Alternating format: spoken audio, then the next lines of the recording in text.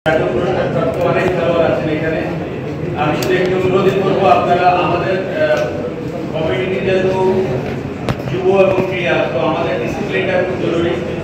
আমাদের ডিসিপ্লিনটা মেনটেন করতে হবে। সবসময় আমি সবাই যাতে ডিসিপ্লিনটা মেনটেন করি এবং সেই সাথে আমাদের পরিচিতি সবার সাথে বিশেষ যেটা আছে, আমরা আমাদের সিনিয়র ক্রীড়া সংগঠক আছেন, টুটু ভাই আছেন, নানু ভাই আছেন, সবার সাথে আলাপ করে অলরেডি মাননীয় মন্ত্রী মহোদয়কেও জানিয়েছি, উনিও জানিয়েছেন।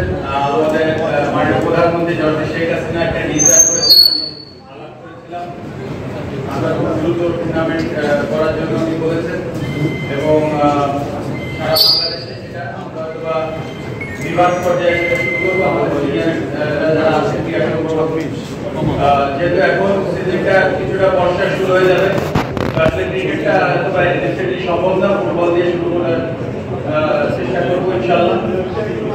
তো আমাদের যারা সিনিয়র নেতৃত্ব আছেন, যারা ক্রীড়া সংগঠক আছেন, অনেকদিন ধরে যারা এর সাথে জড়িত আছেন, ওনাদের সাথে আজকে আমরা আলোচনা করে পরবর্তী কিভাবে আমরা এগিয়ে যাওয়া যায় এবং আমার একটা কমিটি গঠন করে আমরা কোন বিভাগে আমরা টুর্নামেন্ট শুরু করবো সেটা নিয়ে আলোচনা করবো।